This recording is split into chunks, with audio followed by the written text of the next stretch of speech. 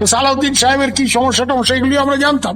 তো যাই হোক, প্রশ্ন হচ্ছে he did not want to go back, and today if he say যে র থেকে কিডন্যাপ করে নিয়েছে, আই এম টেলিং ইউ, দায়িত্ব নিয়ে আমি বলছি he is a first rate liar. এবং ওনার কথা উনি হোম মিনিস্টার থাকা অবস্থায় ওনার গোয়েন্দা প্রধানরা বিশ্বাস করতেন। উনি আসলে খুব বিপদে পড়ছেন, উনি বিপদে পড়ে এইসব অবতমার কথা বলছেন। এবং ওনার গভর্নমেন্ট যে ব্যাপারটা সিরিয়াসলি নিছে, এটা আমার কোনো ব্যাপার না, কিন্তু গভর্নমেন্ট যে এই ব্যাপারটা সিরিয়াসলি নিছে, আমরা যে এই ব্যাপারটা পাবলিক ডোমেইনে আনছি, এটার প্রমাণ হচ্ছে তাকে তো হঠাৎ করে নাইলে হোম মিনিস্ট্রি থেকে সরানোর কোনো কারণ নাই। সে তো তারেক সাহেবের কাছের লোক বলেই পরিচিত, এবং সে তো নিজেকে ডেপুটি প্রাইম মিনিস্টার হিসেবে জাহির টাইর করা, হ্যাঁ বড় বড় কথা মানে বলার, মানে দুইজন লোক এই মিনিস্ট্রিতে আছে হবে ভাবে তো মনে হয় তারাই prime minister, not Tarique Rahman. একজন খলিল, হ্যাঁ ফরেন মিনিস্টার, একজন সালাউদ্দিন, মানে এরাই প্রাইম মিনিস্টার এর হাব্বা।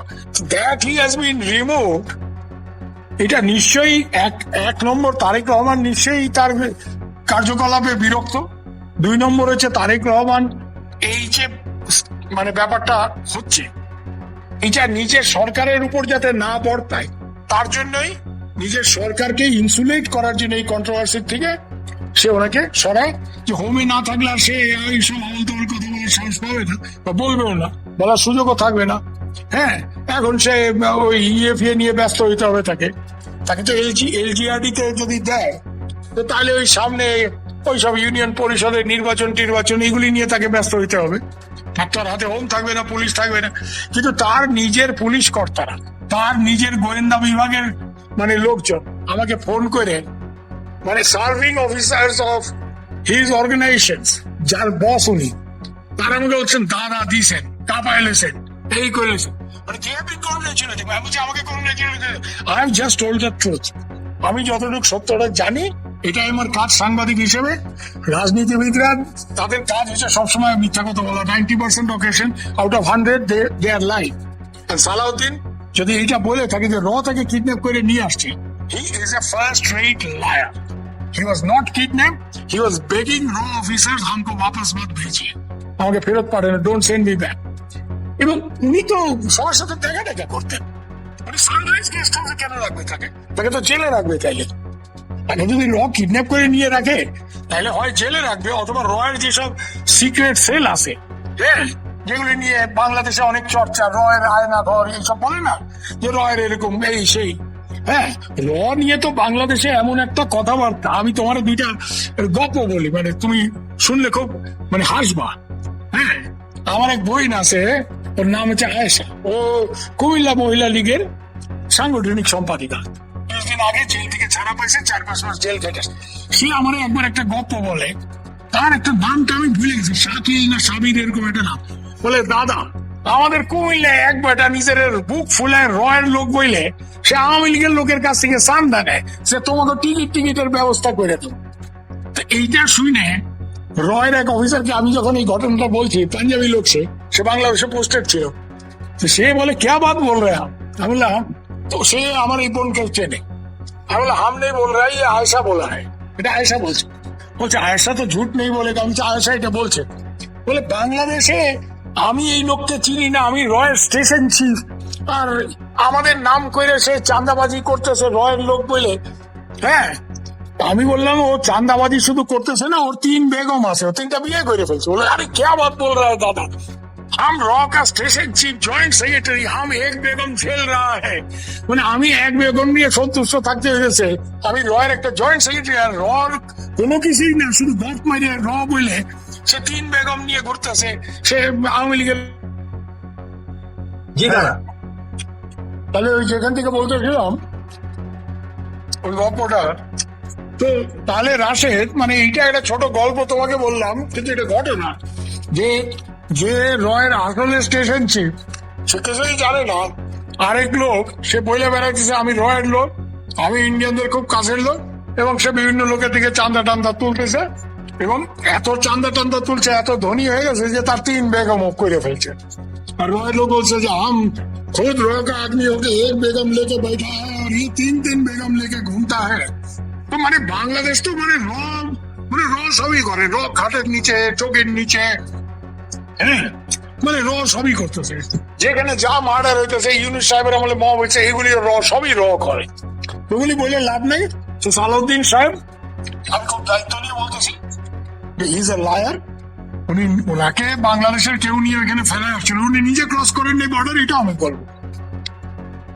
যে কোনো কারণেই হোক, বাংলাদেশের নিরাপত্তা বাহিনীর লোকজন, তাদের একটা ধারণা ছিল যে সালাউদ্দিন সাহেব বিএনপির সাথে এক্সট্রিমিস্ট গ্রুপগুলি জেএমবি টেমবির যোগাযোগ রাখে। ওই সময়টা রাশেদ তুমি মনে করে চেষ্টা করো যে খুব আক্রমণাত্মক মানে ব্যাপার হচ্ছিল, মানে বিএনপি জ্বালাও পোড়াও ওইসব চলছিল।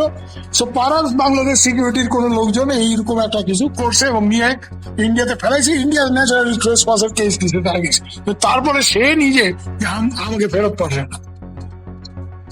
আচ্ছা দাদা, এইদিকে রয়ের চিফ আসলো 3 দিন আগে বাংলাদেশে, আরো 3 জন আসছে। ওনারা আসছেন প্রধানমন্ত্রী এবং বিভিন্ন মন্ত্রীদের সাথে হাই প্রোফাইল বৈঠক করলেন, করার পরে হঠাৎ করে আজকে দেখছি উল্টা পাল্টা।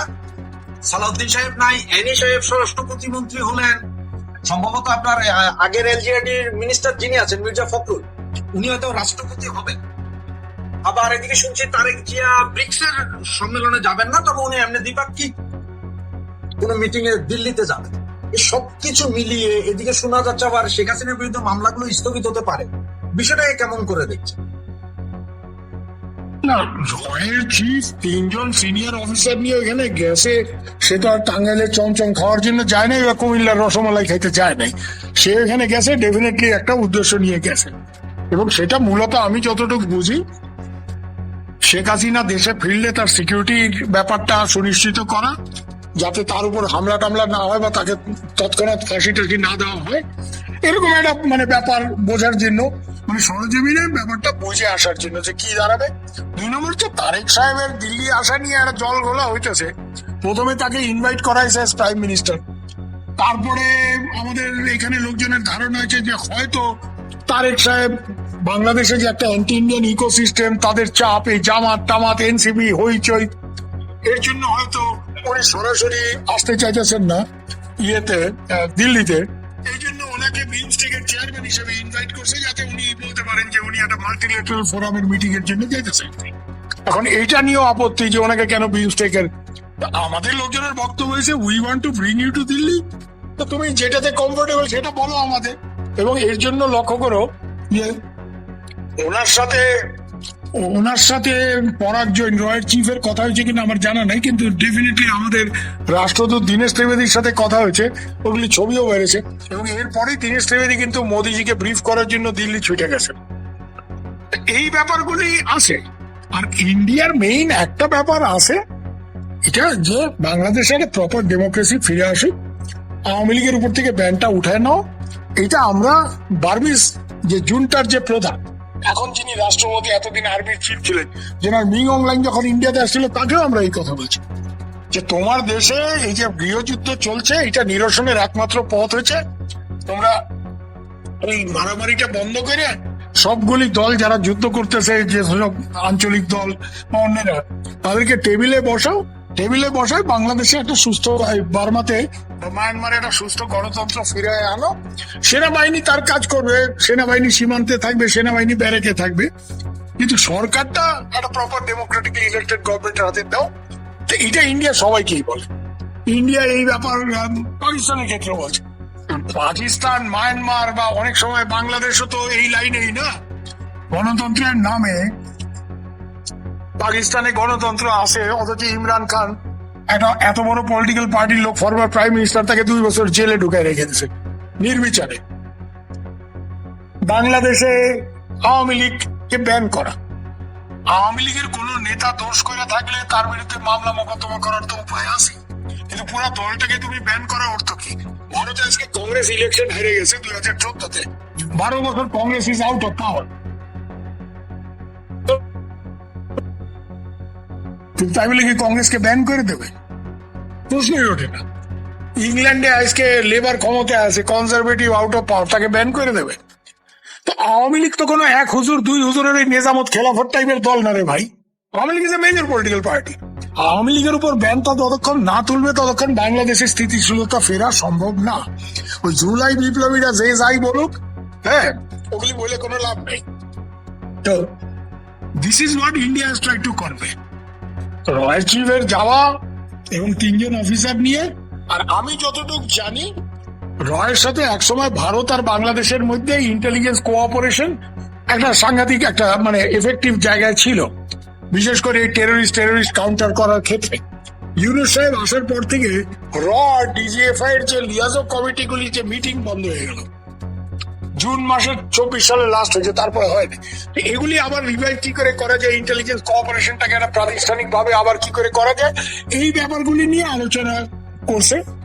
তার জন্য পরাগজন এখানে গেছে, তো ডিজিএফআই এর chief general Kaiser Rashid Chowdhury দিল্লিতে আসছিলেন, উনি তখন সৌজন্যর খাতিরে পরাগজনকে ইনভাইট করছেন। পরাগজন বলছে ওকে হাম আতে হ্যাঁ আবি আয়েঙ্গে। হয়তো যাওয়ার টাইমিংটা ইম্পর্টেন্ট, কিন্তু যাওয়ার ক্ষেত্রটা কিন্তু ডিজিএফআই এর প্রধান নিজেই করে আসছিল। তখন উনি দিল্লি আসছিলেন শাস্ত্রী, উনি পরাগজনকে বলছিলেন তোমরা আসো, আমরা আবার একটা। তো পরাগজন দেখছে যে ডিজিএফআই চিফ নিজে যখন আসছে, আমরা গিয়ে এই দুই এজেন্সির মধ্যে একটা ইন্টেলিজেন্স লেভেলে কোঅপারেশন আবার ডেভেলপ করার একটা চেষ্টা, তো এর জন্য সে ওখানে গেছে। এগুলি নিয়ে এখন মানে এই বাংলাদেশে যাই হইতেছে সবই র করাইতেছে, তাহলে তো ভাই শেখ হাসিনার পতনই হইতো না। র যদি এরকম একটা সর্বশক্তিমান ব্যাপার হয়ে থাকে, আমার তো মনে হয় র আসলে যতটা এফিশিয়েন্ট তার থেকে অনেক বেশি র কে তোল্লাই দিয়ে পাত্তা দিয়ে আকাশে তোলা হয় পাকিস্তান বাংলাদেশে। যাই যেখানে হইতেছে সব পাকিস্তানেও আমি শুনি সব র কর রা হয়, বাংলাদেশে সবই র করতেছে। হ্যাঁ, ওর মিয়ার কয়টা বেগম এইটাও বলে র ঠিক করে দেয়, এরকম একটা ব্যাপার। এগুলি কোনো কথা না, এগুলি আলতু ফালতু কথা, এগুলি আমি গুরুত্ব দেই না। তবে কিছু কিছু ডেফিনেট যেগুলি তোমাকে বললাম, শেখ হাসিনার রিটার্ন, আওয়ামী লীগের উপরে ব্যান ওঠাও, ডিজিএফআই র মানে ইন্টেলিজেন্স কোঅপারেশন, এগুলি মানে প্রাতিষ্ঠানিক রূপ দেওয়ার একটা চেষ্টা, এগুলি নিশ্চয়ই পরাগজন সাহেব উনি যখন ডিজিএফআই এবং brigadier Shams, brigadier security adviser, defence adviser to prime minister, এদের সঙ্গে আলোচনার সময় এই ব্যাপারগুলি নিশ্চয়ই আলোচিত হয়েছে, এটা আমার ধারণা। ধন্যবাদ দাদা। আমরা লাইভের একদম শেষ পর্যায়ে আপনার কাছ থেকে আমি just ছোট করে একটু জানতে চাইবো, আপনার কি মনে হচ্ছে এত কিছু পরিবর্তন হচ্ছে, বাংলাদেশে অনেক কিছু ঘটে যাচ্ছে, শেখ হাসিনা আসার আগে আগে কি আরো কিছু ঘটবে কিনা, বা আরো কিছু দেখবো কিনা? 2-3টে জিনিস হতে পারে। শেখ হাসিনার মামলাটা যেভাবে পরিচালিত হয়েছে তার মধ্যে 1000টা লুপহোল আছে। এটা আমার কথা না, এটা আইনজীবীদের কথা। এটা আমি অনেক আইনজীবী, বিশেষ করে বাংলাদেশের খুব বড় মাপের আইনজীবী যারা, আমার ছোট বোন তানিয়া আমির, ব্যারিস্টার তানিয়া আমির, হ্যাঁ, কি আরো অন্য লোকজন যারা আছে আইনটা বোঝে, এরকম অনেকের সাথে কথা বলছি, এটা কোনো বিচারই হয়নি। তো এর জন্য এখন যদি সঠিকভাবে বিচার প্রক্রিয়াটা কাজ করে, তাইলে শেখ হাসিনার হয়তো মানে বেল পাইতে পারেন, শেখ হাসিনা হয়তো তার যে মৃত্যুদণ্ড এটা নালিফাইডও হইতে পারে, এইসব অনেক কিছু ঘটতে পারে। তবে এগুলি আসে, আমি গুলশান টাইমস বা কালীঘাট টাইমস এর সাংবাদিক না, আমি 17 বছর বিবিসি করছি, এবং বিবিসি যখন তার পিকে ছিল, আমি এই জন্য আন্দাজে না জেনে স্পেকুলেট করার পক্ষপাতী না যে কি হইতে পারে না হইতে পারে, বিশেষ করে আইনি প্রক্রিয়া নিয়ে স্পেকুলেশন করাটা ঠিক না। তার আরেকটা বড় কারণ হচ্ছে আমি তো আইনজীবী না, I don't know Bangladesh constitution so well. হ্যাঁ, কিন্তু আমি যতটুকু কথা বলছি, আমাদের সাংবাদিকরা কি, আমরা হয়তো 1-2টা ব্যাপারে স্পেশালিস্ট, আমি যে ব্যাপারটা জানি সেটা আলাদা ব্যাপার, গেরিলা যুদ্ধ মুক্ত মুখে, আইনটা তো আমার স্পেশালাইজ না। তো আমি এই জন্য আইনজীবী যাদের সাথে কথা বলছি তারা বলতেছে যে সঠিকভাবে যদি আইনি প্রক্রিয়াটা আবার সুনিশ্চিত করা যায়, যেটা ইউনূস সাহেবের আমলে হয় নাই, তাজুলরা যা খুশি তাই করছে, তো এখন যদি এটা সঠিকভাবে হয়, যে কোনো প্রপার জাজরা শেখ হাসিনার এই ভার্ডিক্ট ক্যান্সেল করে দেবে, এটা আইনজীবীদের ধারণা, ব্যারিস্টার তানিয়া আমির টামির এই ধরনের লোকজন। তো ওনাকে তাহলে অ্যাপিল করার যদি সুযোগ দেয়, উনি প্রপারলি অ্যাপিল করেন, ওনাকেও শেখ হাসিনাকেও প্রপার লোকজন দিয়ে অ্যাপিল করাই দেবো। ওনার আশেপাশে কিছু জালি 2 নম্বরই ব্যারিস্টার আজকাল বেশি ঘোরাফেরা করে, নামটা নাই করলাম, এটা কিছু জানে রাইটটাই, so she often gets wrong advice. আমি যদি ওনার জায়গায় থাকতাম, আমার বিরুদ্ধে মানে একটা মৃত্যুদণ্ড হলে, হ্যাঁ, আমি যেই আদালতে দিয়ে থাকবো, আই উড হ্যাভ অ্যাপিল। অন্য দেশে বসেও তো আমি অ্যাপিল করতাম। শেখ হাসিনা এই অ্যাপিলটা কেন করেন নাই, এটা কিন্তু যারা আইনজীবী তারা মনে করেন এটা দুর্বলতা, কিন্তু ওনাকে তো অনেক আজে বাজে লোক, 2 নম্বরই ব্যারিস্টার অনেকে বাজারে ঘুরতেছে, তারাও আজে বাজে বোঝানো নাকি।